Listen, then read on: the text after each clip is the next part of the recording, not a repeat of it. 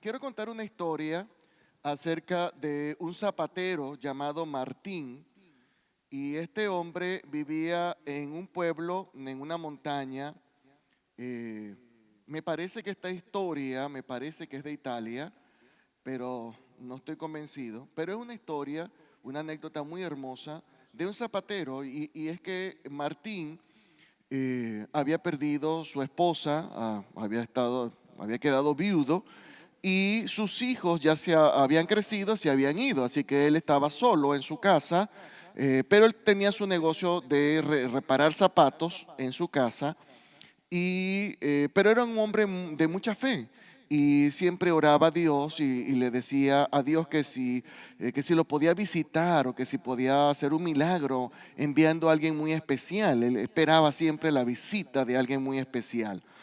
Y tuvo como un sueño, una revelación donde Dios le dijo que lo iba a visitar al día siguiente. Así que él muy temprano se levantó a arreglar su casa pensando de que algún personaje importante Dios enviaría y que sería representante de Dios. Y entonces se levantó temprano, arregló bien su casa y estando afuera en la calle pasó un homeless, un hombre de estos que están abandonados y le dijo que si le podía dar algo de comida y que tenía mucho frío, así como el frío que tenemos nosotros ahorita.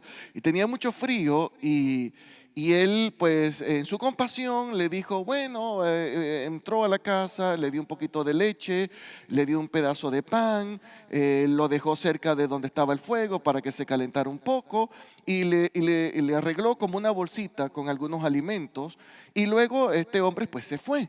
Él siguió arreglando su casa, llegó gente para reparar zapatos, él siguió haciendo su trabajo, pero cuando estaba en medio del día reparando zapatos, le llegó una señora que él pensó que era una clienta, pero no, era una señora que venía con su hijo y estaba sola y tenía un momento difícil y le dijo que si había alguna manera que la pudiera ayudar y entonces él estaba preparando una sopa, la sentó a la mesa, le dio sopa de la que estaba preparando, le dio un poquito de comida, la dejó que se estuviera un rato allá, le ayudó también armándole otro paquetico y ella se fue con su hijo. Y, y estando allí, esperando ese personaje, estaba un poco triste porque ya llegó la noche. Él dijo, pues no vino nadie. Señor, tú me dijiste que ibas a mandar a alguien. Y él dice que entonces encendió una vela y se puso a orar. Y orando, él le dijo, Señor, voy a abrir la Biblia porque yo quiero que tú me hables. ¿Será que yo no entendí este sueño? Y cuando él abrió la Biblia, en el lugar donde la abrió, yo no sé cuántos de ustedes le ha ocurrido, pero es algo interesante, ¿no? Cuando las personas están en oración y de repente dice, voy a abrir la Biblia, y él abrió la Biblia y el texto que le apareció fue el siguiente: porque tuve hambre y me diste de comer, porque tuve sed y me diste de beber, estaba desnudo y me vestiste. Cada vez que lo hiciste con uno de mis pequeñitos, a mí me lo hiciste. O sea, y él descubrió en ese momento que Dios sí lo había visitado, que él no se había dado cuenta de la visita de Dios a través de su creación y a través de sus pequeñitos. El tiempo de Adviento es un tiempo para que nosotros comencemos a reflexionar qué es lo que nos rodea, qué es lo que está alrededor de nosotros y cómo Dios sí nos visita. Dios está cerca de ti, cerca de mí. Amén. Y en el texto del Evangelio que hemos escuchado hoy, en el eco de las palabras en el Evangelio de Marcos, encontramos un texto más antiguo, que es el texto del profeta Isaías. Y, y este texto fue muy importante, o ha sido muy importante para la tradición judía y para el siglo primero era muy importante para ellos. Y de hecho Jesús lo utiliza en un momento que predica en la sinagoga, toma un texto de Isaías. Es decir, que el libro de Isaías era muy importante para ellos.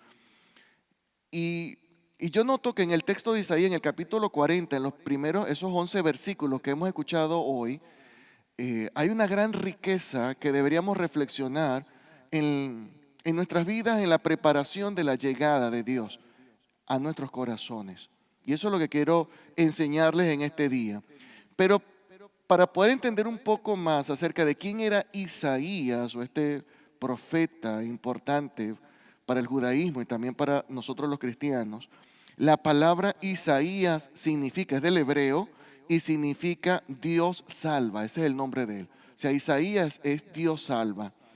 Y parece que él pertenecía a la familia real porque tenía mucha cercanía con el rey Ezequías. Parece que era de la misma familia, por eso tenía ese acceso y también esa educación. Es decir, que Dios levantó entre la familia real un hombre que tuviera el sentimiento de humildad y de sencillez para preocuparse más por el pueblo que por la fortuna o la riqueza de ese grupo pudiente. Y eso es lo que hace Dios. Dios levanta en todo lugar personas importantes. Pero en medio de su predicación, la inspiración de Dios siempre lo llevó a un mensaje que era el núcleo de su enseñanza y tenía que ver con la santidad de Dios. ¿Y qué es santidad? Santidad es cuando apartamos algo o dedicamos algo para que sea utilizado por un propósito. Cuando hablamos de Dios, es todo lo que es apartado para darle honra, honor, exaltación a Dios. Amén. Es decir, que en la medida que usted y yo nos apartamos de la vida convencional y más nos acercamos al servicio de Dios, entramos en un proceso de santificación. Y esto es algo interesante, aprender a recordar esto, porque con todas las imperfecciones que nosotros tenemos, estamos llamados a ser santos. ¿Cuántos lo creen? Y esto es un recordatorio. No podemos prepararnos a recibir a Dios si no nos preparamos a alcanzar una santidad, una separación acerca de lo que Dios quiere. Y en el texto de Isaías, que es un texto muy antiguo, yo identifico 4 palabras o 4 frases o 4 ideas o 4 ministerios, como usted lo quiera ver, de lo que Dios nos está recordando hoy a nosotros, los que estamos aquí reunidos y los que estamos escuchando esta palabra, que deberíamos reflexionar en la preparación de la venida de Cristo a nuestras vidas. La primera palabra que se me viene o la primera frase tiene que ver: consuelen, consuelen a mi pueblo. Eso lo estoy tomando literalmente del texto que hemos escuchado de Isaías. Consuelen a mi pueblo. El ministerio de la misericordia, el ministerio de la consolación, el ministerio del consuelo. Dios espera que sus hijos y que su iglesia desarrollen ese ministerio. Y a veces cuando nosotros nos enfocamos demasiado en nosotros, se nos olvida ser misericordiosos con otros que tienen mayores necesidades que las nuestras. Sí, nosotros tenemos necesidades, sí, nosotros tenemos carencias, sí, nosotros tenemos dificultades, pero le aseguro que no más que otros, no más que otros. Hay personas que tienen más carencias que nosotros. Hay personas que hoy día no tienen un techo donde dormir. Hay personas que hoy día no tienen ni esperanza que van a comer. Hay personas que hoy día solamente tienen la ropa que cargan, pero no tienen más ropa para colocarse, no tienen para hacerse un cambio de ropa. Hay personas que han perdido algún familiar o han perdido tantas cosas en la vida. A esas personas que también son hijos de Dios, que también son creación de Dios, Dios quiere que nosotros desarrollemos el ministerio de la misericordia. Dicen: consuelen, consuelen a mi pueblo. Amén.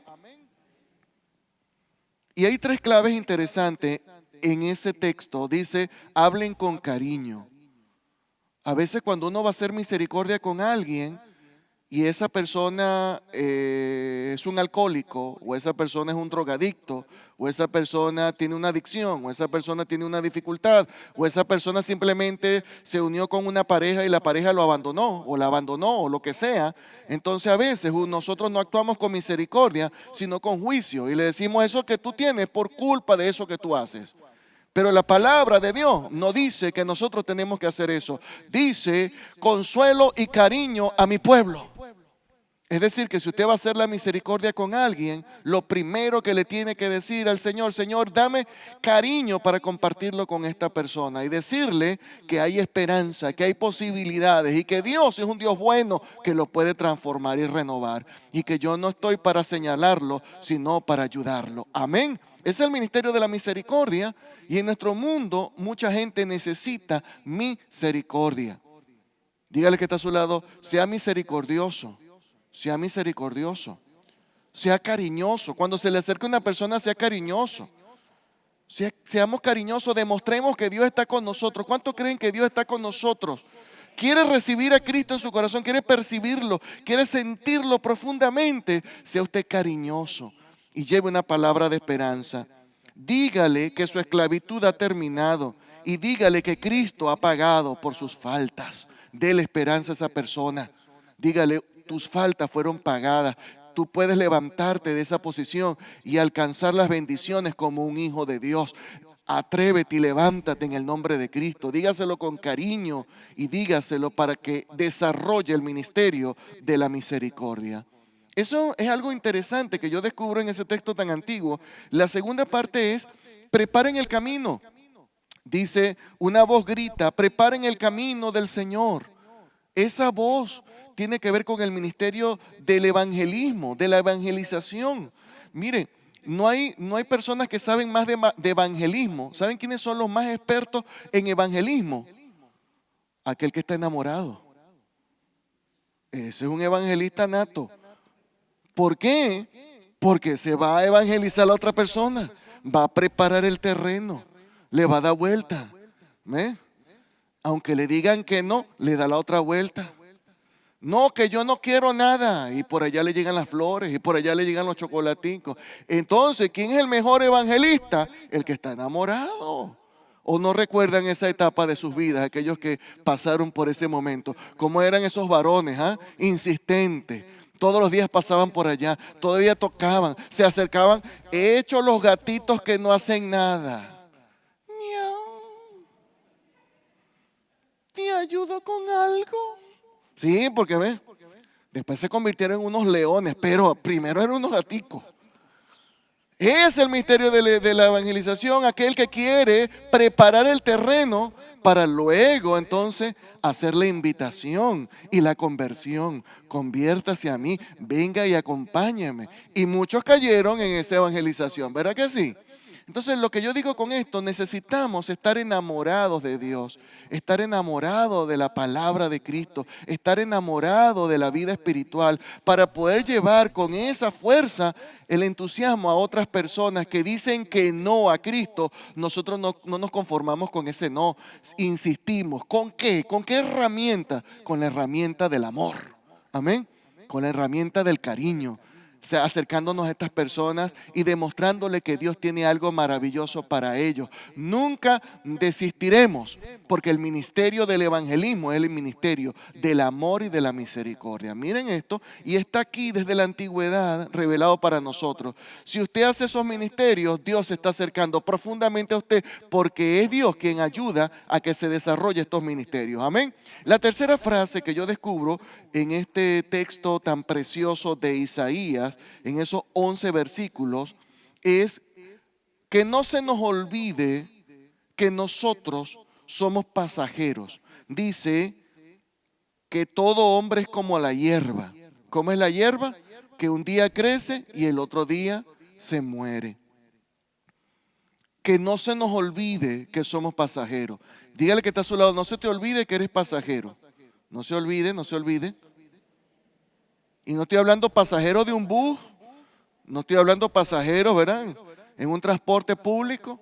Estoy hablando pasajero en la vida que es pasajera. Bueno, sí se parece, ¿verdad? Porque uno cuando se monta en el transporte público es de pasadita. A menos que uno se haya equivocado de ruta. Como algunos de nosotros nos hemos equivocado de ruta y hemos terminado en otro lugar. Seguimos siendo pasajeros, pasajeros de la vida. Pero que no se nos olvide, porque a veces creemos que vamos a vivir para siempre y siempre estamos pensando que mañana voy a hacer lo que debería hacer hoy. Y su vida es pasajera. Preocúpese por hacer hoy lo que Dios ha colocado en su corazón, que tiene que hacer ¿cuándo? Hoy. Dígale que está a su lado, es para hoy. Es para hoy. Sí. Si limpiar el patio es para hoy. Reparar la bombilla rota es para hoy. Atender a la familia es para hoy. Darle amor a los hijos es para hoy. Atender el ministerio de Dios es para hoy. Amén. Es el hoy. Porque el mañana será en la presencia de Cristo. Pero hoy hago la labor que Dios ha colocado en mi corazón. Amo con todo el corazón, abrazo con todo el corazón y me entrego a Cristo de todo corazón. Y una cuarta frase que me llena de mucha ilusión y de gozo es la que utiliza él cuando dice, levanta con fuerza tu voz para traer una buena noticia. Nuestro mundo está lleno de malas noticias y nosotros debemos ser portadores ¿de qué? De buenas noticias. Sí. Quizás, yo no sé cuántos de ustedes les gusta un chisme. ¿Le gusta el chisme? Dice que no le gusta, pero lo entretiene. ¿Verá? Entonces, cuando una persona se le acerca, pero fíjate vos, ya tú dices, ya por ahí comienza ese chisme. Normalmente los chismes son más atractivos y más divertidos si son cosas malas, ¿verdad que sí? Porque si son cosas buenas, dice, ay no, pero si son cosas malas, ¿verdad? Yo sabía que lo iba a dejar, yo sabía que lo iba a dejar. ¿Y cómo fue? ¿Cómo? Entonces entramos en los chismes. Pregunto, ¿los chismes nos edifican? No. Dígale que está a su lado, no me traiga chisme, dígale. Páralo de inmediato y no me traiga chisme. Nosotros debemos ser portadores de buenas noticias. Amén. Que haya en nuestros labios buenas noticias. Noticias que traigan esperanza, amor, consuelo, paz, renovación. Todas las cosas buenas que Dios ha colocado en nosotros. Portadores de buenas noticias. ¿Y cuál es la noticia más linda, más hermosa que nosotros podemos compartir? Bueno, es la que dice el profeta, que tenemos un Señor con poder, que tenemos un Dios todopoderoso, que tenemos un Dios que fue levantado de entre los muertos y que vive y que da vida y que renueva y que trae luz en medio de la oscuridad del mundo y que es capaz de hacer los milagros más poderosos que nosotros ni siquiera podemos pensar. Ese es el Dios que nosotros creemos, ese es el Dios que nosotros predicamos. Eso debería llenar nuestros labios y ser la mejor noticia. Cuando alguien te llama, es que estoy pasando este momento de dificultad, usted le da una buena noticia. Mira, en medio de todo eso, la buena noticia es que Dios está vivo y que Dios puede hacer el milagro. ¿Por qué no nos unimos en oración? Yo te apoyo en oración. Vamos a orar, vamos a interceder, vamos a buscar la manera y vamos a apoyarnos unos con otros. ¿Cómo te puedo ayudar? Porque Dios es poderoso, Dios provee. ¿Qué es lo que tú necesitas? Salud, Dios es Dios sanador. No, ¿qué es lo que tú necesitas? Dinero, Dios es un Dios proveedor. ¿Qué es lo que tú necesitas? Estás atrapado con un momento difícil, Dios es un Dios que libera y que rompe cadenas. Amén. Es decir, que tenemos un Dios poderoso. Eso es una buena noticia porque nada de eso se puede comprar en ningún lugar. No hay ninguna tienda que te venda a ti la restauración, la renovación, la liberación de tus pecados, ni la felicidad. El único que tiene el acceso a eso es Dios y lo da en abundancia para todo aquel que le busca. Amén. Dios nos da todo lo que nosotros necesitamos. Entonces es un Dios, es una buena noticia, es un Dios poderoso, es un Dios que está con nosotros, es un Dios que tiene poder, es un Dios que cuida a su pueblo como un buen pastor, es un Dios que sana las heridas de su pueblo, es un Dios que está presente en todo aquel que le invoca. Invoquemos al Señor para que Dios esté con nosotros. Amén. Y yo quiero terminar con esta frase de lo que descubro de Isaías, que me parece que es tan hermoso. Hagamos el ministerio de la misericordia. Amén. Diga, hoy haré el ministerio de la misericordia. Dígalo conmigo. Hoy haré el ministerio de la misericordia. Diga conmigo, hoy proclamaré a Cristo. Hoy proclamaré a Cristo. Hoy recordaré que soy pasajero. Hoy recordaré que soy pasajero. No esté pensando como el del Evangelio que dice, no se preocupen que yo voy a preparar todo para la siguiente fecha y no sabe que ese era el pavo que se iban a comer esa noche, ¿verdad? Así que usted no sabe cuándo es el día que Dios lo va a llamar a usted. Y lo último, siempre tenga en sus labios buenas noticias. Diga conmigo, seré portador de buenas noticias. Diga, seré portador de buenas noticias. En medio del mundo, en medio de las dificultades, en medio de los retos de la vida, nosotros vamos a decir, y la tenemos. ¿Y cuál es la buena noticia que tenemos que hablar? La noticia de Cristo, la noticia de Dios, la noticia que está renovando. Yo quiero solamente para terminar esto, ¿cuántos de los que están aquí han recibido el bien de Dios, el milagro de Dios en este año? ¿Usted ha recibido algo bueno de Dios este año? Solamente piense, no me lo diga. ¿Usted lo ha recibido? ¿Sí? ¿Lo ha recibido? ¿Sí lo ha recibido? Entonces, eso es una buena noticia, amén, porque Dios está vivo, está actuando y seguirá actuando, seguirá moviéndose a través de usted para traer bendición a los que le rodean, incluyéndolo a usted, como esa luz en medio de la oscuridad de nuestro mundo. Eso es una buena noticia. Esa es la noticia más hermosa que nosotros podemos tener y poseer. Así que recordemos esto, el Señor está con su pueblo y el tiempo de preparación es atender a esto. Es decir, hoy bendeciré, hoy seré misericordioso, hoy ayudaré y hoy recordaré que mi mundo es pasajero, así que no deje que llegue mañana, lo que tiene que hacer hoy, hágalo hoy.